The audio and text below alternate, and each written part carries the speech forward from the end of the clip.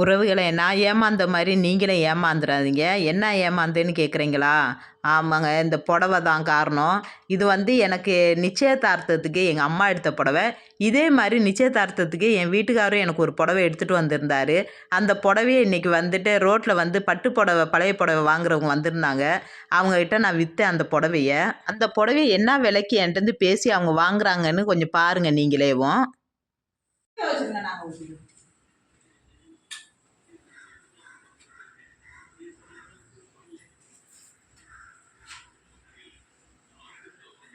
20 வருஷத்துக்கு முன்னாடி இதுவே நல்ல விலைக்கு எடுத்த புடவை. அதுல போய் எப்படி இது வருவீங்க?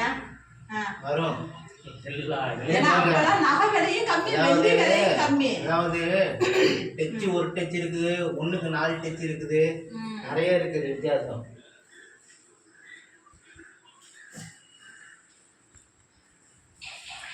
இது 4க்கு 1 தான் அது. ஏன்னா வந்துட்டு அப்பயே விலை ரேட்டு ஜாஸ்தி கொடுத்தா வாங்கணும் தான் சொல்லி தான் இது பண்ணாங்க அவங்க. 4க்கு 1 தான் அது நிச்சய புடவை. அது நான் தான் துவைக்க தெரியாம சின்ன பிள்ளை தானே, அப்போ அந்த டைம்ல தண்ணிக்குள்ள நினைச்சு வீணாக்கி போட்டேன். அதுக்கப்புறம் அப்படியே எடுத்து வச்சாச்சு. சர்க்குல போட்டு இந்த புடவை பாருங்க 2 கலரா மாறிடுச்சு. அப்படியே புது புடவை. அப்ப 20 வருஷத்துக்கு முன்னாடி இப்படி இருக்கு. நான் எவ்வளவு புதுசான புடவை பாருங்க. ஆனா இது போட்டு எடுத்தாலே எடுத்துடலான்றாங்க. இந்த கலரை போக வச்சு தரேன் அப்படின்னு தான் சொல்றாங்க. 4க்கு 1 தான் போகுது. 1000 ரூபாய் போகுது. எவ்வளோ? 1000 ரூபாய் போகுது. தம்பி அப்படியே கிடையாது. அது சேலத்துல நான் கொடுத்தா ஜாஸ்தி போகும். சேலத்துல கொண்டு வர சொல்லிட்டு இருக்காங்க. 4க்கு 1 இன்ஸ்டாகிராம்ல அதெல்லாம் போடுறதெல்லாம் வந்து எல்லாம் வந்து ஃப்ராடு தான். கடை வச்சு ஒரு மண்டபத்தை வச்சு இருந்தாங்க பார்த்தீங்களா, நீங்க கொண்டு போய் போனாலும் அவ்வளோதான் எடுப்பாங்க. வேஸ்ட். இல்ல சேலத்துல சொன்னாங்க நீங்க கொண்டு வாங்க நல்ல காசு தர்றோம் தானே சொன்னாங்க. நீங்க 1000 ரூபாய் அதுக்கும் அது செம்புக்கு அது போகாது. இதெல்லாம் செம்பா? ஆமா. ஆனா இந்த கலரை எடுத்துட்டு தரேன்னு சொல்றாங்க சேலத்துல கொடுத்தா. அதெல்லாம் எடுக்க மாட்டாங்க.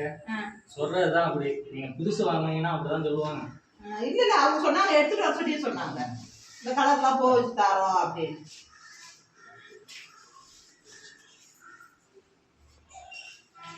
தாங்க. 1000 ரூபாய் பத்தாது. எடுத்து போனாங்க ஒரு 100 ரூபாய் கிடைக்கும். இல்ல இல்ல இல்ல இல்ல. எச்சி கம்மிக்கா.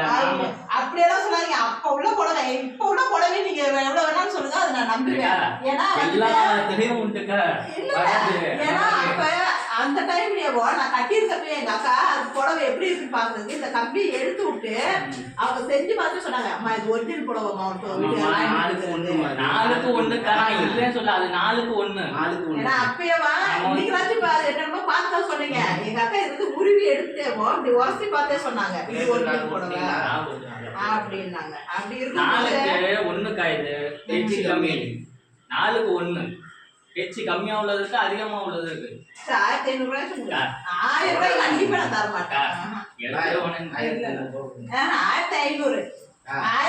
கம்மியா கண்டிப்பா நான் தர மாட்டேன். இல்லப்பா இப்ப வந்து விக்கிற விலைவாசி 50 ரூபாய்க்கு எடுத்துட்டு போறோம். அந்த மாதிரி நம்ம அது சாதாரண புடவை நீங்க சொன்னீங்கன்னா ஓகே. நான் இப்ப வேற புடவை இப்ப 10,000 20,000 நான் எடுத்து வச்சுக்க கூட நீங்க 1000 ரூபாய்க்கு கேட்டா கூட நான் கொடுத்துருவேன். ஏன்னா இப்போ வந்து டூப்ளிகேட் தான் வருது.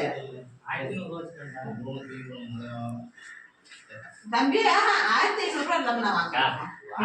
இல்லப்பா இது நான் நான் இவ்வளவு நான் பேச மாட்டேன். 1500 ரூபாய் கூட இல்லாம எப்படி கொடுக்குறது? லாபம் கிடைக்கிறது இருக்கு, கிடைக்காது இருக்கு. வாங்க 1500 ரூபாய் ஏதாவது 100 ரூபாய் ஜாஸ்தியா கொடுங்க. நான் உங்களுக்கு வேணா 100 ரூபாய் ஜாஸ்தியா கொடுங்க. என்னைக்குங்க? ஏன்னா இது நல்ல புடவை. நான் அப்படி இல்லைன்னா நீங்க அதாவது இப்ப எடுக்கிற புடவைல நீங்க அப்படி சொன்னீங்கன்னா கண்டிப்பா நான் ஒத்துக்குவேன். எல்லாத்தையுமே குவாலிட்டி அதிகமா உள்ளதும் வருது, கம்மியா உள்ளதும் வருது. உங்களுக்கு தெரியாது இல்ல. இப்ப வருதுமா, அப்ப வந்து அப்படி வர்றதுக்கு வாய்ப்பு இல்லை. ஏன்னா அப்ப வந்து எல்லாமே விலை கம்மி. நிறைய இடத்துல பாத்தீங்கன்னா ஒரு இடத்துல வாங்கி கொண்டு போய் கெமிக்கல்ட்டு எங்களுக்கு ஒண்ணுமே இல்லாம எல்லாம் போயிருக்கோம். அதுதான் உண்மைதான். நீங்க நீங்க தேய்ச்சி பார்த்தாங்கன்னு சொன்னீங்கன்னா அதே மாதிரி இருக்கும். எங்களுக்கு தேய்ச்சி பார்த்தது அப்படியே காசை கொடுத்துருப்பாங்க. இப்ப ஆசிட் வச்சு பார்த்துட்டு என்ன ஏதுன்னு எங்களுக்கு தெரியுது. கல்லுல மட்டும் தேய்ச்சி பார்த்துட்டு நாங்க காசை கொடுத்து கொண்டு போய் அங்க கடையில கொடுத்தாங்க ஏமாந்தெல்லாம் போயிடும். அவங்கள்ட்ட கொண்டு போய் ரிட்டர்ன் கொடுக்க முடியுமா சொல்லுங்க? நீங்க வாங்கிட்டு போனா முடிஞ்சு போச்சுன்றாங்க. அது அவ்வளவுதான், அதோட முடிஞ்சு போச்சு. சரிங்க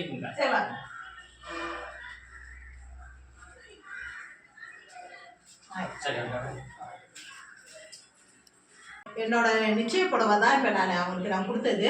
இது வந்து கொடுக்க மனசு வராம ரொம்ப வருஷமா நான் வச்சிருந்தேன். ஆனால் நான் வந்து ஃபஸ்ட்டு ஸ்டார்டிங்கில் ஒரு 2-3 தடவை தான் நான் வாஷ் பண்ணேன். சரி, அப்போ வந்து சின்ன வயசு எனக்கு எப்படி பட்டு புடவையெல்லாம் வாஷ் பண்ணி வைக்கிறதுன்னு எனக்கு தெரியாது.